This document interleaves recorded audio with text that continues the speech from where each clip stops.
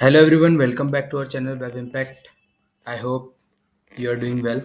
And in this video, we are going to talk about the CSS position property. And so let's get start our video. So the position CSS property sets how an element is positioned in a document. हम इस property का use करके किसी भी document हमारे जो document है हमारा जो वेब पेज है उसमें किसी भी एलिमेंट को हम position top left bottom right किसी भी साइड से पोजीशन सेट करते हैं एंड आप देख सकते हैं the top right bottom and left properties determine the final location of position element. So in top right bottom and left properties का यूज करके हम किसी भी एलिमेंट का फाइनल पोजीशन सेट कर सकते हैं. सो अब हम लोग इसके टाइप्स को देख लेते हैं. सो फर्स्ट टाइप है स्टैटिक, सेकंड है रिलेटिव, थर्ड है एब्सोल्यूट, फोर्थ है फिक्स्ड एंड फिफ्थ टाइप है स्टिकी. सो हम लोग फर्स्ट टाइप ऑफ पोजिशनिंग की बात करते हैं जो है static positioning. So element with static positioning are position according to the normal flow of the document. जो हमारा नॉर्मल फ्लो ऑफ डॉक्यूमेंट है जैसे फर्स्ट ड्यू है, सेकंड ड्यू है, थर्ड ड्यू है, तो ये उसके अकॉर्डिंग ही पोजिशन होते हैं. But they are not affected by the top bottom and left and right properties. But अगर हम इसमें टॉप बॉटम या लेफ्ट या राइट साइड से कुछ भी मार्जिन देंगे तो वो उसके अकॉर्डिंग सेट नहीं होगा. So without any time waste हम लोग इसको यूज़ करके देखते हैं और समझते हैं स्टैटिक पोजिशनिंग होती क्या है. सो हम लोग आ गए हमारे सबलाइम टेक्स्ट एडिटर पे और यहाँ पे मैंने 4 डिव क्रिएट किए हैं, 4 डिव्स. एंड मैंने एक style dot C S S नाम की फाइल बनाई है, एक्सटर्नल सी एस एस हम लोग इसमें यूज़ कर रहे हैं, जिसमें मैंने जो चारों डिव हैं उनमें बॉक्स क्लास का यूज़ किया है. और हर एक डिव को एक पर्टिकुलर आईडीडी है 1 2 3 और उसका नाम भी 1 2 3 ही रखा है मैंने. और यहाँ पे हमने डिस्प्ले इनलाइन ब्लॉक का यूज़ किया है कि हमारा जो डिव है वो एक ही लाइन में हमको शो हो. और उसकी विड्थ मैंने कुछ सेट किया है, हाइट सेट की है, बैकग्राउंड सेट किया है, कलर सेट किया है, फॉन्ट वेट सेट किया है, बॉर्डर सेट किया है, मार्जिन सेट किया है. और इन सारी प्रॉपर्टीज़ के बारे में हमने हमारे प्रीवियस वीडियोज़ में बात की है, समझाया है. अगर आपको कुछ भी डाउट हो तो आप वहाँ जाके समझ सकते हैं. सो अब हम लोग फटाफट से हमारे स्टैटिक पोजिशनिंग प्रॉपर्टी को यूज़ करते हैं और देखते हैं कि क्या होता है वो. सो सबसे पहले मैं सेकेंड वाले ड्यू को सिलेक्ट कर लेता हूँ. उसमें सेकेंड वाले ड्यू को सिलेक्ट करा हमने और ये हैश टैग यूज़ करके हम लोग आईडी, अगर हमने हमारे डिव में आईडी दिया है तो उसमें हम हैश करके सिलेक्ट करते हैं जो कि आप देख सकते हैं स्क्रीन पे. और अगर हमने क्लास दिया है तो उसको डॉट से सिलेक्ट कर सकते हैं, जैसे कि मैंने यहाँ पे बॉक्स क्लास दिया है और मैंने यहाँ पे उसको डॉट से सिलेक्ट करा है. सो विदाउट एनी टाइम हम लोग समझते हैं कि स्टैटिक पोजिशनिंग क्या होती है. तो सबसे पहले हम पोजिशन सेट करते हैं इसकी स्टैटिक और मैं इसको टॉप से कुछ मार्जिन दे देता हूँ, जैसे कि मैं ले लेता हूँ 30 px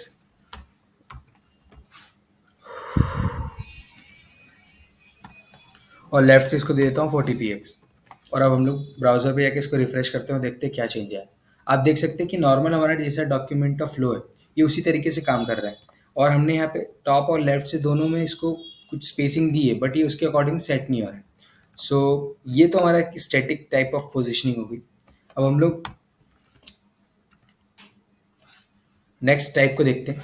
सो नेक्स्ट टाइप है relative positioning. So the element with the relative positioning are position related to their normal position in the document flow. So जो हमारा जैसे कि स्टैटिक नॉर्मल डॉक्यूमेंट फ्लो के अकॉर्डिंग पोजिशन सेट करते हैं हम लोग, वैसे इसको भी करते हैं. But they can be moved using the top bottom left and right properties. जो हमने अभी टॉप बॉटम या टॉप लेफ्ट मैंने यूज़ की थी प्रॉपर्टी, रिलेटिव पोजिशनिंग अगर अगर हम सेट करेंगे तो वो डिव या वो एलिमेंट अपने आप को उसके अकॉर्डिंग सेट करेगा पोजीशन. सो हम लोग इसको इम्प्लीमेंट करके देखते हैं.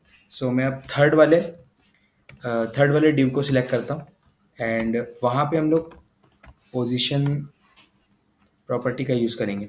सो पोजीशन प्रॉपर्टी में हम लोग रिलेटिव पढ़ रहे हैं.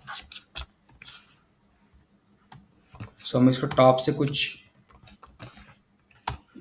मार्जिन दे देता हूँ और लेफ्ट से इसको कुछ सेट कर देता हूँ.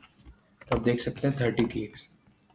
अब मैं इसको ब्राउज़र पे आके रिफ्रेश करता हूँ तो आप देख सकते हैं हमारा जो थर्ड वाला डिव था वो यहाँ से टॉप और लेफ्ट से कुछ ना कुछ उसने पोजीशन लिया और उसके अकॉर्डिंग अपने आप को सेट किया. सो इस तरीके से हम रिलेटिव पोजीशनिंग को यूज़ कर सकते हैं. अब हम देखते हैं हमारे नेक्स्ट टाइप को. So the next type of positioning is absolute positioning.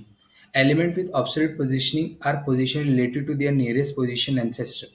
अगर हमारा एब्सोल्यूट पोजिशनिंग है, अगर उसके पहले कुछ हमने पोजीशन यूज़ कर रखा है, जैसे कि रिलेटिव पोजीशनिंग के साथ मैक्सिमम हम एब्सोल्यूट पोजीशनिंग को यूज़ करते हैं, उसके एंसेस्टर के अकॉर्डिंग अपने आप की पोजीशनिंग सेट करता है and they are remove from the normal document flow and can overlap other elements.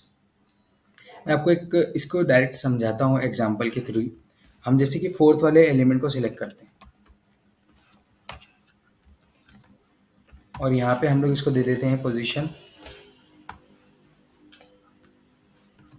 Absolute, और मैं इसको दे देता हूँ टॉप से 40 px एंड लेफ्ट से इसको दे देता हूँ 50 px, और मैं अब जाके पेज को रिफ्रेश करता हूँ। सो आप देख सकते हैं हमारा फोर्थ वाला जो ड्यू था वो मूव होकर यहाँ पे आ चुका है।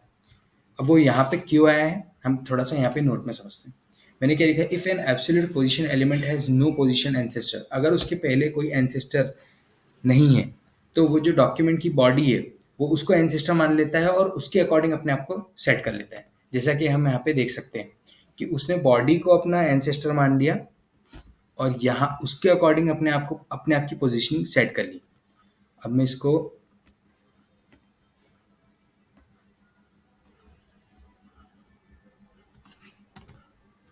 थोड़ा अलग तरीके से समझाता हूँ।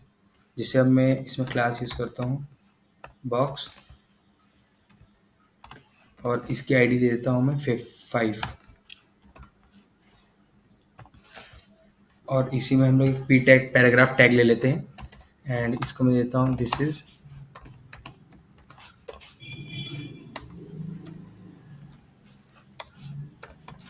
इज पैराग्राफ, और यहाँ पे मैं इसको आईडी क्लास दे देता हूँ 6, सॉरी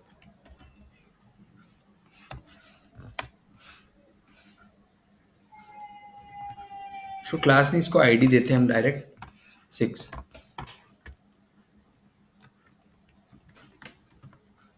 अब मैं इसको ब्राउज़र पे जाके रिफ्रेश करता हूँ। सो आप देख सकते हैं कि दिस इज़ पैराग्राफ यहाँ पे लिखा हुआ आ गया, और मैं इसको अभी थोड़ी देर के लिए कमेंट कर देता हूँ और दिस इज़ पैराग्राफ यहाँ पे लिखा हुआ आ गया। अब मैं इसको थोड़ा सा स्टाइलिंग करके बॉर्डर प्रॉपर्टी यूज़ कर लेता हूँ।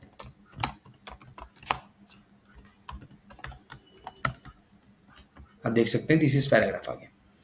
अब मैं क्या करूँगा, मैं यहाँ पे जो आईडी 5 और 6 है ना, मैं डायरेक्ट इसमें आपको जो हमारा रिलेटिव और एब्सोल्यूट का कंसेप्ट है, एब्सोल्यूट कंसेप्ट समझाने के लिए मैंने ये करा है। सो सबसे पहले मैं 5th वाली आईडी को सिलेक्ट करता हूँ और मैं इसको पोजीशन इसके हिसाब से सेट कर देता हूँ।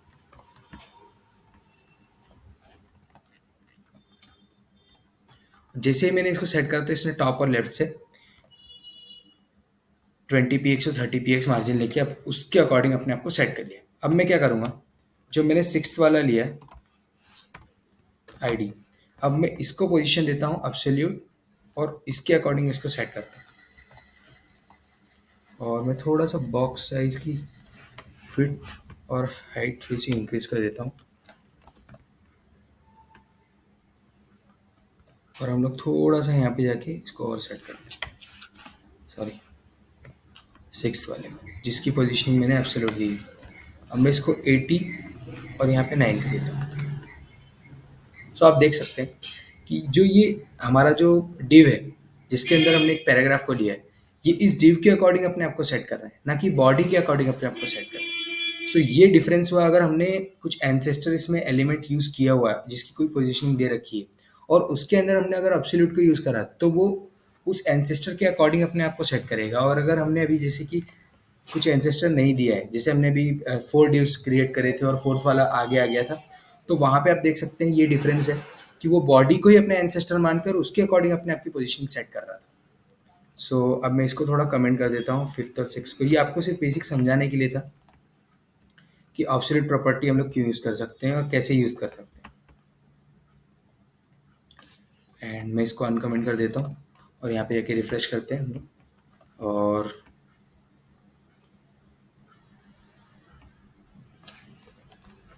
इसको भी कमेंट कर देता हूँ। और बॉक्स की थोड़ी सी हाइट जो हमारी पहले थी,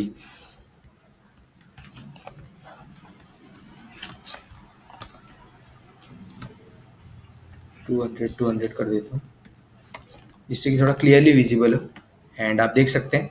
सो हमने स्टैटिक पोजिशनिंग की बात कर ली, रिलेटिव पोजिशनिंग की बात कर ली, एब्सोल्यूट पोजिशनिंग की बात कर ली। अब हम आगे बढ़ते हैं हमारे नेक्स्ट पोजिशनिंग की तरफ। सो the next positioning is fix positioning. Element with fixed positioning are positioned related to the viewport. They remain fixed in their position even when the page is scrolled.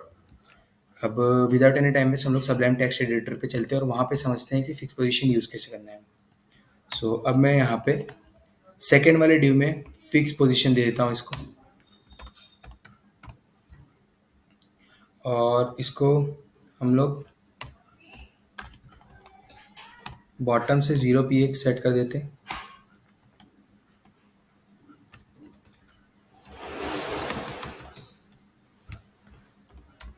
और राइट से भी 0 px set कर देते हैं।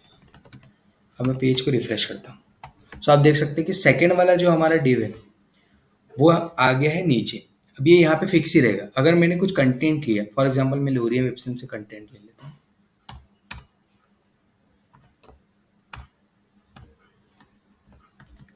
और यहाँ पे मैंने इसको पेस्ट कर दिया। अब मैं जैसे ही अपने पेज को रिफ्रेश करूँगा तो आप देख सकते हैं वो पैराग्राफ यहाँ आ गया। बट मैं थोड़ा सा और इसको कंटेंट ले लेता हूँ, इसी पैरा को एक बार और कॉपी कर लेता हूँ यहाँ पे।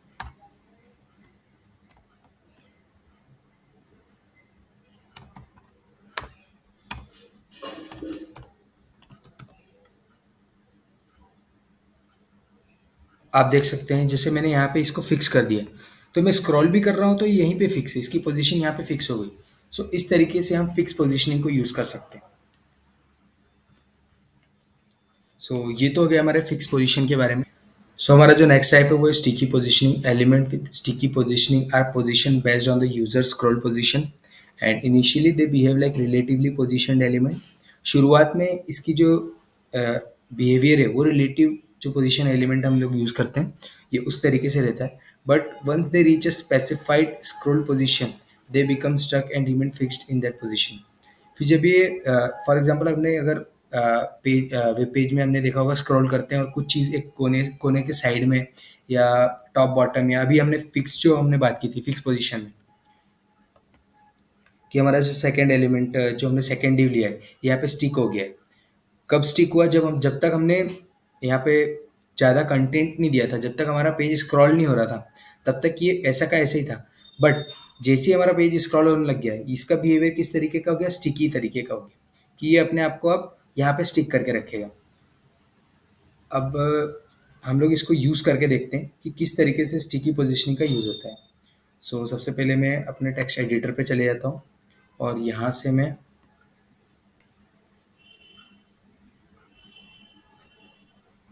फिक्स्ड को हटा के स्टिकी कर देता हूँ और इसको हम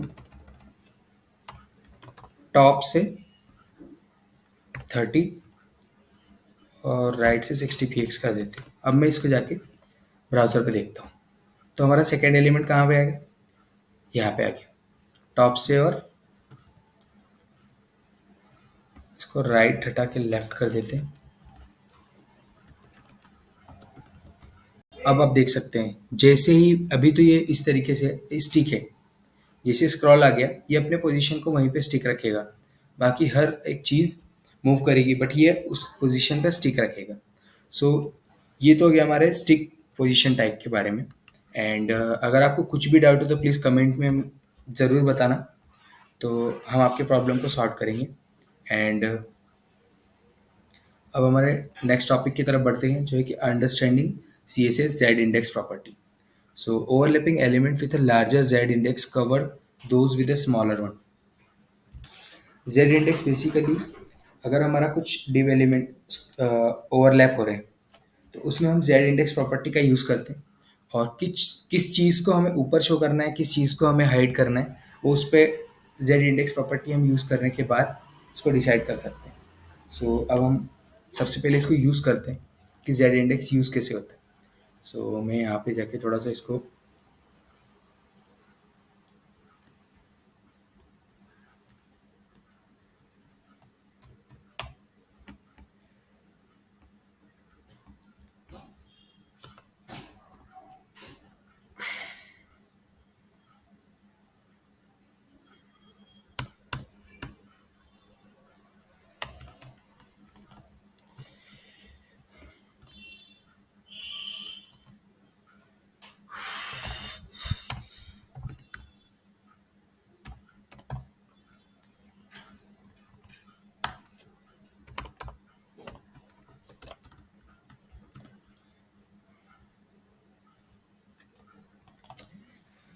तो मैंने अपना थोड़ा सा कंटेंट चेंज किया है। आप देख सकते हैं कि वो बहुत ज़्यादा था, तो मैंने सिर्फ स्टिकी और फिक्स पोजीशन को समझाने के लिए मैंने उसको यूज़ किया था।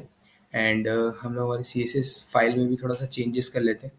अब मुझे आप अब मैंने ये अब मुझे इसकी ज़रूरत नहीं है, तो मैंने इसको कमेंट कर दिया। एंड पूरा पेज मैंने नॉर्मल कर दिया है। अब हम लोग जेड इंडेक्स के बारे में समझते हैं। तो फॉर एग्जांपल जैसे कि मैं यहाँ पे सेकंड वाले पोजीशन इसको मैं दे देता हूँ रिलेटिव।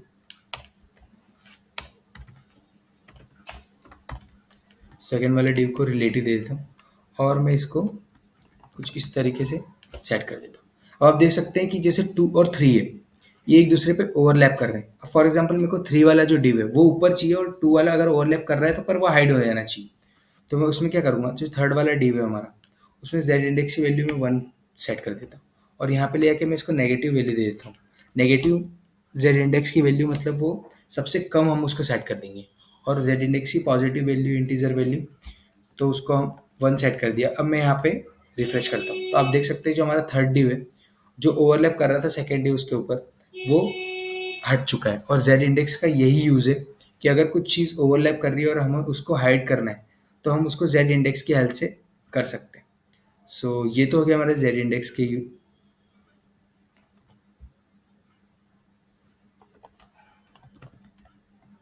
जेड इंडेक्स प्रॉपर्टी के बारे में।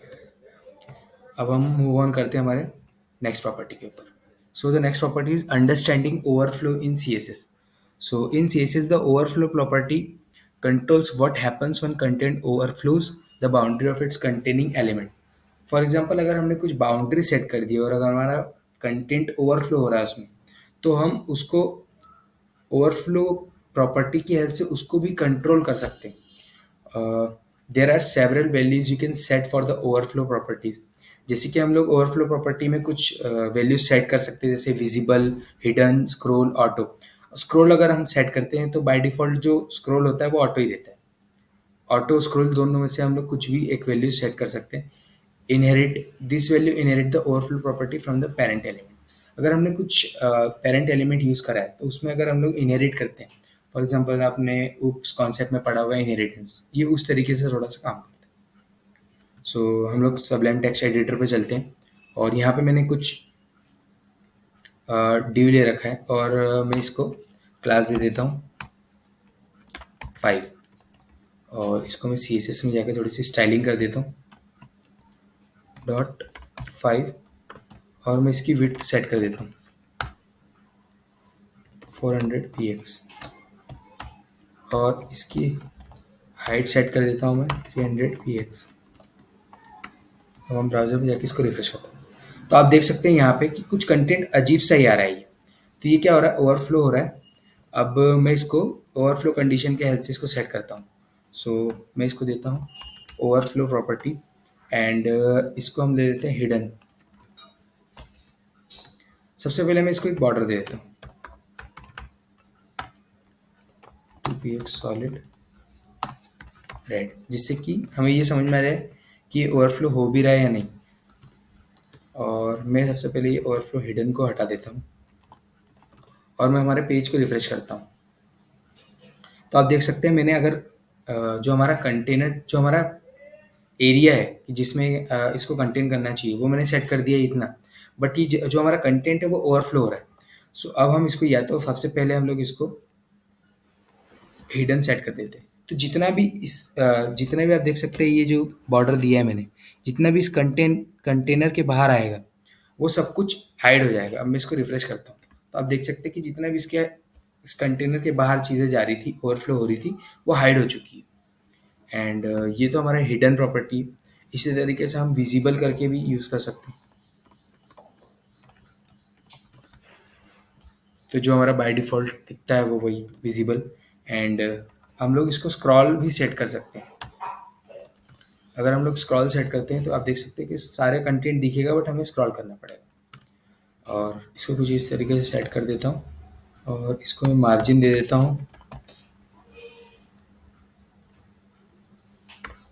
टॉप से 20 px, तो थोड़ा सा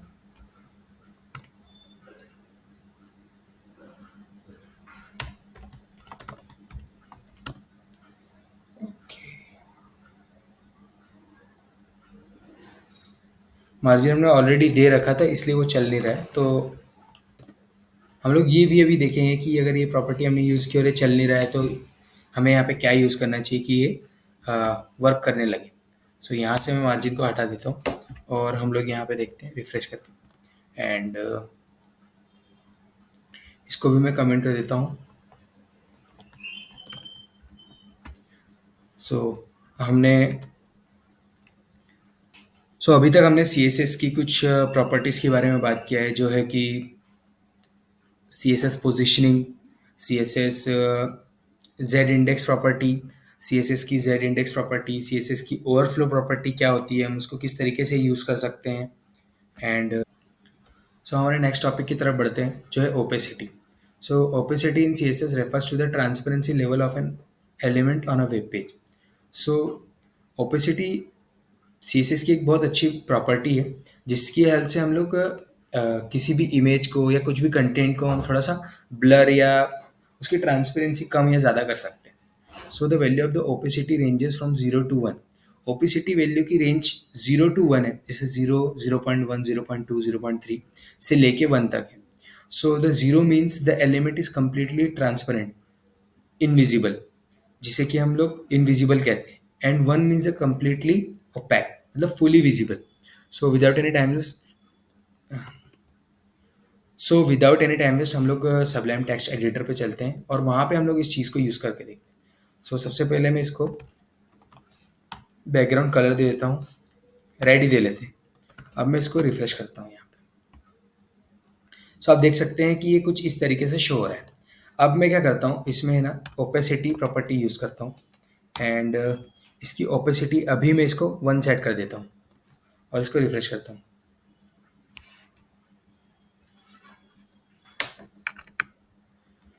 और इसको रिफ्रेश करता हूँ तो आप देख सकते हैं कि अभी इसमें कुछ भी फ़र्क नहीं है। अब जैसे ही मैं इसकी ट्रांसपेरेंसी लेवल 0 कर दूंगा तो आप देख सकते हैं ये हाइड ही हो गया, पूरा इनविजिबल हो गया।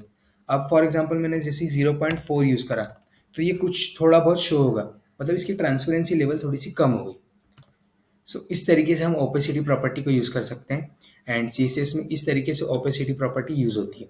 इसकी एक चीज़ आप ध्यान रखना कि 0 to 1 इसकी मैक्सिमम वैल्यू रहती है।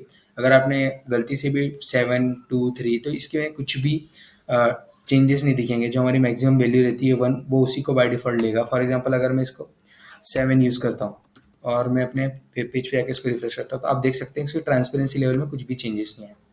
बस बाकी इसके अलावा ओपेसिटी का इतना ही यूज़ है। एंड फिर हम लोग नेक्स्ट टॉपिक की तरफ बढ़ते हैं, जो कि है इम्पॉर्टेंट।